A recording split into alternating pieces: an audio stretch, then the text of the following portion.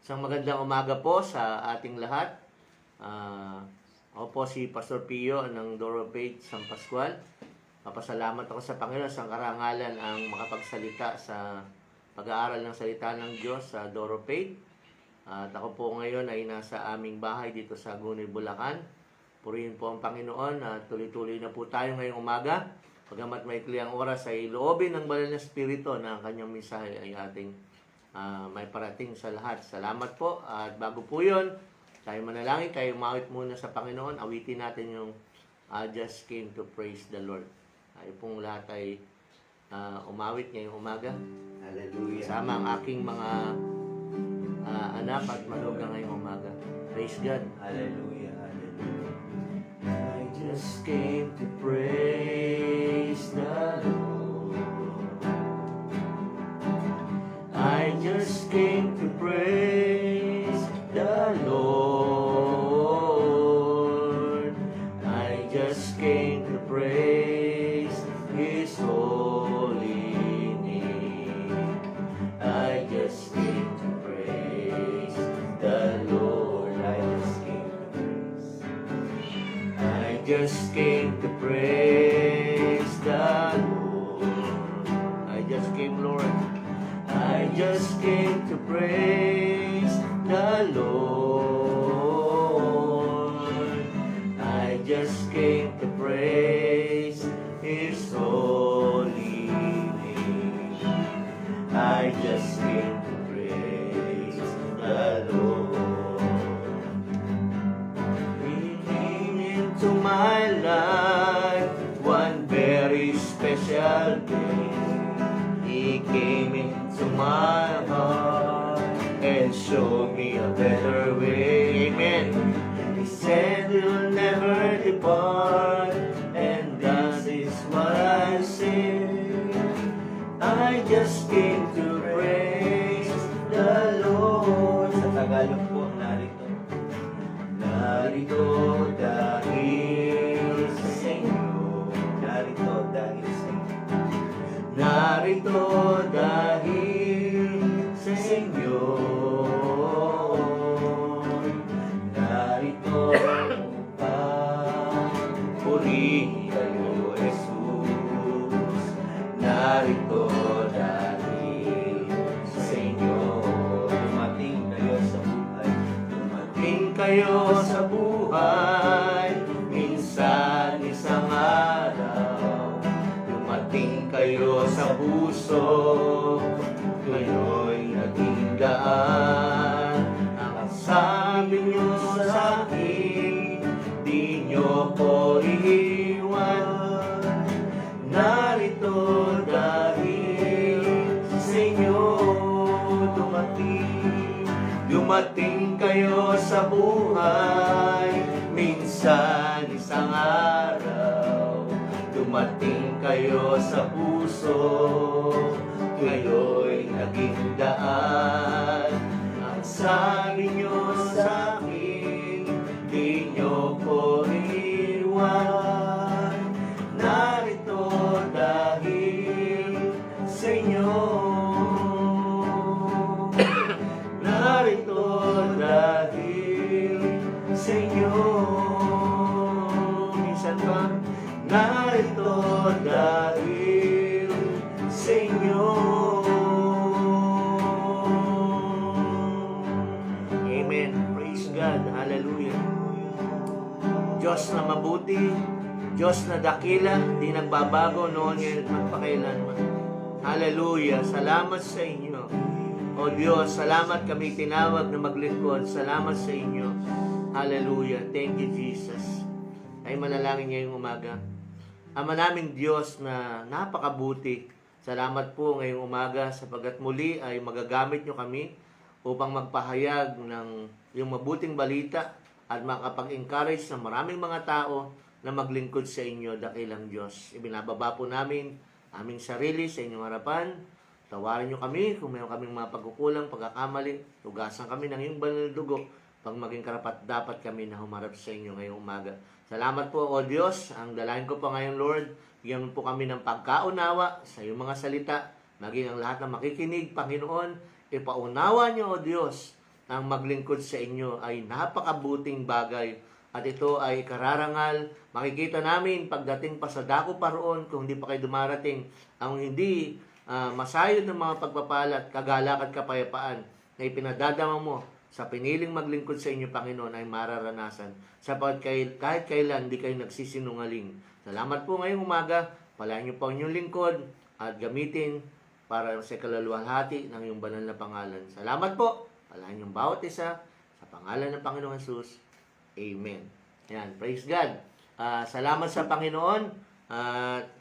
Binabati ko po kayong lahat, maging hanggang Taiwan o sa lahat ng naabot ng pag-aaral na ito ngayong umaga. At patuloy po tayo na maglingkod sa Panginoon. At siya ay dakila sa buhay ng bawat sa atin. Ating pong nais ko pa ibahagi ngayong umaga ay makikita po natin dito sa aklat po ng Malakias. Praise God. Chapter 3, verse 13. Basahin ko po, aklat po ng Malakias, chapter 3, verse 13. Sabi po rito ay ganito. Sinabi ng Panginoon, masasakit ang inyong sinabi tungkol sa akin. Pero tinatanong ninyo, ano ang sinabi naming masakit tungkol sa inyo? Verse 14. Hindi ba sinabi ninyo, walang kabuluhan ang maglingkod sa Diyos? Ano ba ang mapapala natin kung susundin natin ang kanyang mga utos? At ano ang mapapala natin kung ipapakita natin sa Diyos na nalulungkot tayo at nagsisisi sa ating mga kasalanan? Verse 15. Masasabi pa nga natin na mapapalad ang mga taong mayabang sapagkat sila na gumagawa ng masama ay umuunlad at kahit na sinusubukan nila ang Diyos, hindi sila pinarurusahan. Pagkatapos nag-usap-usap ang mga taong may paggalang sa Panginoon, narinig ng Panginoon ang kanilang pinag-uusapan, ang kanilang pangalan ay sinulat sa aklat na nasa harapan ng Panginoon para maalala niya silang mga may takot at kumikilala sa Kanya. Sinabi ng Panginoong makapangyarihan, magiging akin sila sa araw ng paghatol. Paghatol ko, itinuturing ko silang isang tanging kayamanan, hindi ko sila parurusahan, tulad ng isang amang hindi nagpaparusa sa anak na masunurin. At muling makikita ng mga tao ang pagkakaiba ng mabuti at ng masama at ang pagkakaiba ng naglilingkod sa akin at ng hindi. Ang pag-uusapan po natin ay ang pagkakaiba ng naglilingkod sa Panginoon at ng hindi. So, salamat sa Diyos sapagkat iniisip marahil ng ibang mga tao na kapag naglingkod sa Diyos ay gaya ng binanggit dito ay walang mangyayari sa paglilingkod.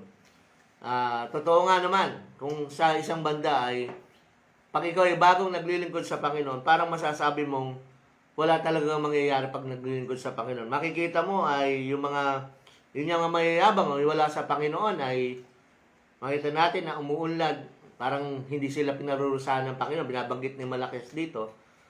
Sapagkat sa unang paglilingkod ay parang wala kang makikita na mangyayari. Ako po ay naglingkod, naligtas po ako ng petsa 90 taong 1990 at mag-31 years na po ako sa Panginoon at sa kabila nun ay marami akong naranasan at nais ko makabahagi ngayon sa inyo at mahamon kayo na maglingkod. Sapagkat nung una ay isa lang ang aking nalalaman, kaming mag-asawa ng Pastor Irene ay nang tawagin ng Panginoon ay isa lang ang laman ng aking puso, ang mahalin ng Panginoon. Yun lang. At walang hinihinging kapalit. At sa pagpapasya ko na nung ako'y tawagin ng Panginoon ay dumanas talaga kami ng maraming pagtitiis.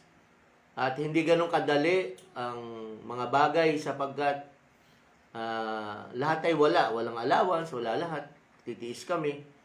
At doon sa hirap ng pagtitiis na yun, parang wala kang mangyayari kung titingnan mo. At gaya na tinapi ko nga noong linggo ay sa 2 Timothy chapter 3 verse 12 ay kapag ikaw ay naging matuwid, naglingkod ka sa Panginoon, nakakalamang na ikaw ay mausig. Kasi na ipinaglalaban mo yung katwiran sa Panginoon at doon sa ganung mga bagay ay talagang yung mga tao ay magiging hindi maganda ang turing sa iyo kapag ikaw ay naglilingkod sa Panginoon. Lalo na nga po kami sa kapamilya, hindi ka maintindihan. At sa paglakad ng aming paglilingkod ay dumanas kami ng mga pagtitiis. Mahayo kami ng palakad, dito po sa Abulalas, na dito pa kami noon. At maranasan mo na uuwi ka ay gusto mong kumain, wala ka namang pambili ng pagkain, kahit 5 pisong tinapay, ay hindi ka makabili. At ang gagawin ko lamang, sapagkat naka full time kami noon, pagdating sa bahay, hahawakan ko ang gitara, magpupuri ko sa Panginoon, naawit sa Diyos. Sa pag-awit sa Panginoon, sasabihin pa nga sa akin ng kapatid ng aking ina, ano mangyayari sa paglilingkod ng iyong anak? Sapagkat awit lang ng awit yan. Ganyan. Yung iba ay umuunlad. Siyempre sa una, yung mga klase mo sa secular, makikita mo na nagsiunlad sila. Ikaw ay parang walang nangyayari. Kaya, kaya sinabi sa Malakias sa verse 14, hindi ba't sinabi niyo walang kabuluhan na maglingkod sa Diyos? Ano ba ang mapapala natin kung susundin natin ang kanyang mga utos? At anong mapapala natin kung ipakikita natin sa Diyos na nalulungkot tayo at nagsisisi sa ating mga kasalanan? Sa una, makikita mo na parang wala. Para lang Pero sa dulo ng paglilingkod, makikita natin na nandun sa haba ng nilakbay namin at hindi kami umatras. Sa biyaya at habag ng Panginoon ay talagang maganda at napakabuti ang ginawa ng Panginoon. Nung ang kasama ko ang mga estudyante na Bible School, sila Rio nga yata yung mga anak ko. Nag-aaral sila, kasama kami sa Francisco, Quezon, kay Pastor, ano ba pangalan nito? Idel. Watiwat. Andun kami ay, inasign ako ng Pastor Joseph na magsalita at nabanggit ko na nga ito sa katagalan ng paglilingkod na dati yon. Sapagkat ang maglingkod sa Diyos ay napakabuti. Binanggit nga rin namin ni Joshua, yung aking anak, si Pastor Joshua sa Pangasinan, na nabanggit namin, nag-message kami sa mga devotion namin, kasi may devotion din po kami, 5:30 sabay, yung mga manggagawa at na-assign ng bawat isa. Binanggit namin ng pamagatan, napakasarap maglingkod sa Panginoon. Opo, may problema, pero napakalaki ng pagkilos at pagtulong ng Diyos sa mga problema mga naglilingkod sa Kanya. Napatunayan namin ng Hebrew chapter 13 na I will never leave you nor will forsake you, sinabi ng Panginoon. Kaya, ang paglilingkod ay napakabuti para sa Panginoon. Huwag tayong maniwala na kung tayo mahuusig na walang kabuluhan ng maglingkod sa Diyos. Hindi po totoo yun. Kapag hindi yung sinabi, hindi yung binanggit ng Panginoon. Nakagaya na nakikita natin, minsan naiinggit tayo sa mga kapitbahay natin na wala sa Panginoon umuunlad. Lalo na nga po yun kasi parang sa Panginoon hindi ka uunlad sa financial, sa ganito. Parang, kasi iniwan mo yung karir mo, ganito, whatever. Pero napatunayan namin na sa aming pagpapasya na maglingkod sa Panginoon, hindi talaga nagkulang ang Panginoon. Sa ano pong larangan. Hindi naman po kami, ayaw po naming magyabang o whatever. Kundi yun lamang katotohanan na ginawa ng Diyos sa buhay namin. Kaya sa paglilingkod namin ay matagal nga po ako kay Pastor Sir, 25 years, sa papaalam po akong makalabas na para yung pong vision ng Panginoon ay magawa ko sa aking paglilingkod. At alam niyo naman po tayo, by faith, ay narinig natin sa matandang Masaredo na talagang maglingkod tayo ng pinakamabuti natin sa Panginoon. Tatanda ko nga yung binabanggit niya at ipinamumuhay namin kung hindi kaya ng ibang pastor ang isang lugar, kuhanin natin na tayong magtiis at magpagal, makikita natin ang paglilingkod sa Panginoon. Kaya itong larangan na ito ay makikita nila kung paano ng masama at ang mabuti ay naglingkod sa Panginoon. Makikita nila yung different o pagkakaiba ng dalawang ito. At dumating nga po sa mga pagkakataon na ngayon po ay sa mga panahon ito kami ay nagagalak sapagkat kitang-kita sa buhay namin ang pagkilos ng Diyos. Minsan nga ay, kasi ang kapatid po ng Pastor Irene ay dalawa, isang lalaki, isang babae, ay namasyal po sa bahay namin. At kasi po pumapasyal po kayo sa bahay ng bayok at ng hipag ko, pinagawa po nila yung bahay nila. Pinaayos po, ganda talaga yung loob. At yung bayok ko, dumalo po yung biyan ako sa kay Pastora, pumasyal sa bahay namin. At nakita nila, sabi po nung bayo ko, sabi sa kay Pastor Irene, daig mo pa kami, mas maganda yung bahay niyo sa amin. At ang biro ng bayo ko, dapat pala, nagpastor na lang ako. Kasi po, ay yung pagpapala ng Panginoon, naranasan po namin talaga. At iginawad po sa amin ng Panginoon. At financially, sa habag at biyaya ng Panginoon, ay dati po struggle kami. Pagka po tumingin kami sa bakery, 5 pisong tinapay, hindi namin kayang bilhin. Pero sa habag at biyaya ng Panginoon, ngayon naman po siguro yung lubong laman ng bakery, kaya namin bilhin. Basta yung nilutong tinapay that day, kaya namin bilhin sa habag at biyaya ng Panginoon. Ganun na po ang ginawa ng Panginoon. At talagang ang pagpapala ng Diyos ay naranasan na ba sa pagkain po ay napakahirap po mag-diet. Ang daming mga pagkain. At dati po ay patay gutom ang mga pastor.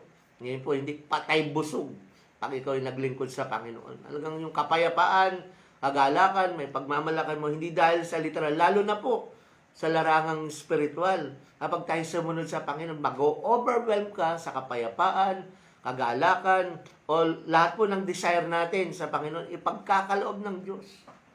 Wala yatang maliit na mga bagay na hiniling po ang inyong mga lingkod sa Panginoon, na hindi pinagkaloob ng Panginoon. Kahit na maliit na bagay, maluluwalhati talaga ang Diyos. At masasabi natin na masarap maglingkod sa Panginoon. Kapagkat ang Diyos ay nagbanggit pa ng ilang mga bagay dito, bagat maikli ang aking oras, gusto ko pong mahamon kayo na maglingkod talaga ng pinakamabuti sa Panginoon. Hindi tayo lulugihin ng Panginoon. Kaya sabi ng verse 15, masasabi pa nga natin na mapapalad ang mga taong mayamang sapagkat sila, lagpas natin, verse 16, pagkatapos nag-usap-usap ang mga taong may paggalang sa Panginoon, narinig ng Panginoon ang kanilang pinag-uusapan, ang kanilang pangalan ay sinulat sa aklat na nasa harapan ng Panginoon para maalala niya silang mga may takot at kumikilala sa Kanya. Meron pong Book of Remembrance na maalala ng Panginoon yung mga natatakot at kumikilala sa Panginoon. Kung kilala niyo si Mardoqueo, siya ay talagang ipinakita niya yung righteousness, tumulong siya kay Esther sa Israel. At dumating ang Panginoon, ang panahon na gumawa siya ng mabuti sa hari, sabagat ang hari papapatay, ay binanggit niya yun at hindi siya naparangalan. Pero nasulat yun. Ang mga kapatid, lahat ng ginagawa natin, sabi ko nga nung Sunday, kasi sabi ko nga yung righteousness, kapag ang katwiran ay righteousness exalted, lagi tayong nabubuhay ng matuwid sa Panginoon. Sinusulat ng Panginoon lahat ng mga ginagawa natin. Sa Book of Remembrance, at maaalala tayo ng Panginoon. Mga kapatid, kapag gumawa tayo ng mabuti, hindi po mawawalan ng kabulahan nito sapagat personally, sa loob natin, pag gumagawa tayo ng matuwid, in a single centavo, hindi tayo nagkakipag-compromise kahit kanino, sapagat yung righteousness tinatayuan natin, yung kagalakan, yung mga pagpapala ng Diyos, maranasan natin. Sa sekreto yan, mabuhay tayong tapat, mga kapatid, sa lahat ng bagay. Bagamat siguro ay hindi ko matapos ito, sa dulo talaga nito, 2 bagay kasi ito na parang napakahirap gawin ng isang mananampalataya. Pero ay challenge sa bawat isa na gawin natin ito kasi sa una nito ay binanggit yung 10%, yung 10 bagay at ikapo. Alam niyo mga kapatid, bahagi po ng righteousness at ang paglilingkod. Yung 2 ito kasi nagrema sa akin. Napakahalaga na magtapat tayo magbigay sa Panginoon. Nabanggit ko ito Naalala ng Panginoon yan. Dahil yung babaeng pag nagbibigay, nakita ng Panginoon. Binanggit sa bagong tipan yan. At mga magulat kapatid, marami akong nakita ng mga pastor pa na magagaling. Higit na magagaling sa amin. Subalit, hindi po tapat magbigay ng 10 bahagi. Kung yung pera mo, hindi mo maibigay, buhay mo pa kaya? Hindi nagtapat. Dumating ang mga panahon, hindi po lumako ang kanilang mga ministry. Hindi po napagpala. Ano dahilan? Hindi po nagtapat sa pagbibigay sa Panginoon. Alam niyo, sa sekreto to. Mga pastor na nakikinig, mga manggagawa, magtapat tayo ng pagbibigay sa Panginoon. Tinuturo ito ng Pastor Masaredo, matandang Masaredo. Nung araw, nakita namin mga pastor na nauna, ang galing mangaral. Hindi naman nagtatapat sa ikapo. Hindi po napalago ang simbahan. Kami po for 4 years, nung nakalabas po sa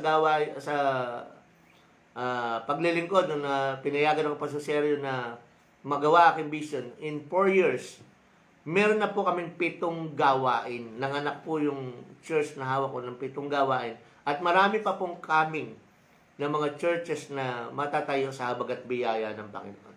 Kaya, at sinikap namin sa lahat ng nasasakupan ko, lahat ng mga pastor na may mga hawak na simbahan, biniling ko na magtapat sa pagbibigay. Kaya bago mag-end ng December, ay sinikap namin our tithes of tithes, my tithes, ay maibigay ng pinakamabuti noon pa man hanggang ngayon. Nakita namin ang pagkilos ng Diyos. This time of pandemic, binless po talaga kami ng Panginoon. Grabe. Sa pamilya, personally, financial breakthrough, ginawa ng Panginoon.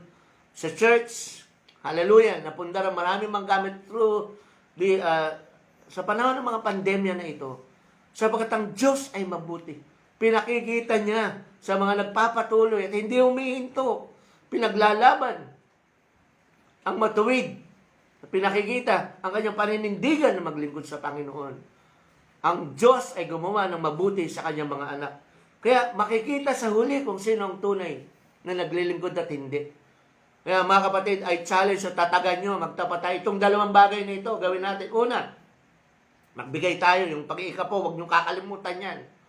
Napakalagay, pagtulong sa gawain ng Panginoon. Nabanggit ko nga sa Kalakitat. Ulitin ko nga, merong camp meeting sila Pastor Joel Paul Masaredo sa pamagitan ng kanyang ama, na maya pa Pastor Paul, Pastor Never, ay magkaloob tayo, tumulong tayo sa kanila.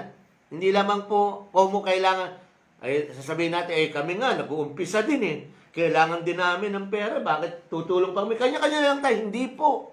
Mentras, tumulong tayo, sa gawain ng Panginoon, at nung ang Pastor Paul, best friend ko po yan, kaibigan ko yan. Sa maabot ng mga makakaya, tumutulong po ko sa paglilingkod, at nabanggit nga po, nagkapaso na kay Pastor Paul, nalipat kay Pastor Joseph, kaibigan ko rin po ang Pastor Joseph Masaredo ngayon, at kung talagang meron pong need ang Pastor Joseph at talagang nagsabi sa amin, at dahil kaibigan nga kami, tumutulong kami, sasabihin ko rin po sa mga kaibigan namin na tumulong, sa habag at biyaya ng Panginoon sa camp na ito, sama-sama tayong tumulong. Mga kapatid, yung perang yun ay hindi lamang kahit tutulong para palitan, talagang papalitan ng Panginoon. Grabe sa buhay natin. Tumulong tayo, sa abot nating makakaya. Ang gawain na yun ay talagang maraming taong mapagpala at mapuspos ng Espiritu Santo. Kaya napakahalaga itong 2 bagay, yung mag-ikapuka ng pinakamabuti at piliin mo maglingkod sa Ako nga, as for me and my household, we will serve the Lord. Si Jed po ay nag-aaral na lang ng taon na ito. And then next year, loobin ng Panginoon, nasa Bible School na. Lahat po kami nagtapos ng Bible School. Even may mga manugang. At si Pastor Joshua po, ang dami pong hirap na nag-umpisa. Parang walang mangyayari. Pero purihin ang Panginoon. Magdadalawa na po ang simbahan niya sa Pangasinan. Pastor Shalom and Pastor James, purihin ng Panginoon. May gawain po sa Mekawayan, ilang lugar, 4 kung 3, ng mga pabrika. Then meron po silang pioneering sa Luwa, Pampanga, may bubuksan pa sa San Pablo. Pakasipag tayo sa Panginoon. Ako po ay talagang pupunta ng Pangasinan. Galak na galak ako na makalabas. Dahil sabi nga ni Mambi, hindi tayo papipigil sa mga pandemyang yan. Lalo tayo mag-umalab. Gawin natin sa ibang bansa nga, sa Saudi. Hallelujah, bawal Nagpipilit siya sa ilalim ng mga yungib, whatever. Tayo pa kaya? Hindi ko sabing suwayin natin ang ating pamahalaan. Pero wag naman tayong masyadong puro COVID. Mga kapatid, trangkaso lang yan. Masyadong pinalaki. Patuloy tayo. Ang Diyos ay sasama. Ang pabor ng Diyos ay ibibigay sa atin. At yung pagpapalang yan, maranasan ng bawat sa atin. Kaya, lalo mga kabataan, mga tatay, mga nanay, lahat tayo. Piliin natin maglingkod sa Panginoon. Wala nang pag-asa ang mundo. May pagmamalaki ba ang secular? May pagmamalaki ba, mga kapatid, ang kayamanan? Maraming mayaman ang bumagsak. Ang kanilang mga negosyo. Pero tayo, ang church, ang mga taong nanatili, lalo pa nga kaming lumago sa habag at biyaya ng Panginoon ng mga pandemyang yan. Hindi kami tumigil. Hallelujah! Sa pangangaral ng salita ng Diyos at maraming naligtas. At ngayon mga kapatid, tuloy-tuloy kami. Sa Diyos, hindi kami nahinto.